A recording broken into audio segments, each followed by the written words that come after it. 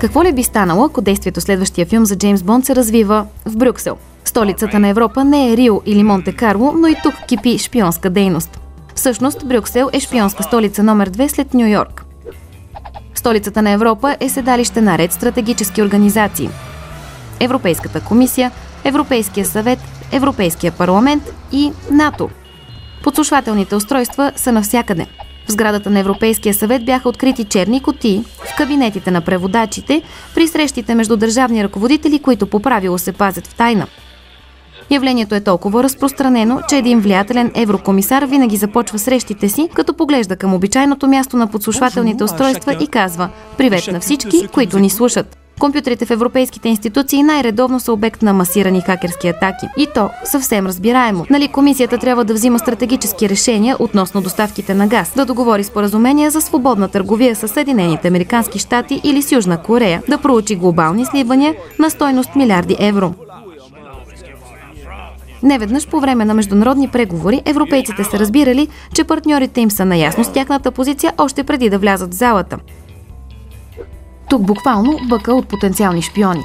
5000 дипломати, 30 000 лобисти, 1000 чуждестранни журналисти и хиляди сътрудници и стажанти бродят свободно из Брюксел. Идеално прикритие за получаване на важна информация. Европейските политици взимат предпазни мерки. Тя ги съветват никога да не оставят без надзор мобилните си телефони, както и документите си, и да не ползват имената на децата си за пароли на компютрите си. Съществува система за класифициране на документи, включително и на ниво строго секретно, но тя е сложна, а оттам с ограничено приложение.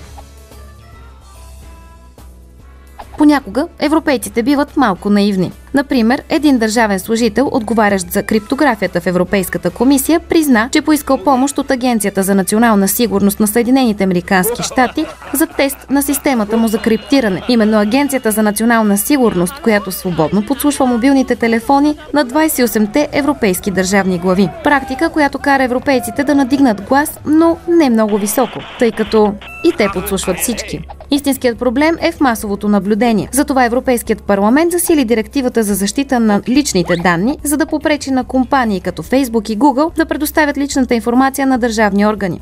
В опит да се преодолеят класическите шпионски похвати в Брюксел се чуха гласове за създаването на Европейска агенция за контраразузнаване.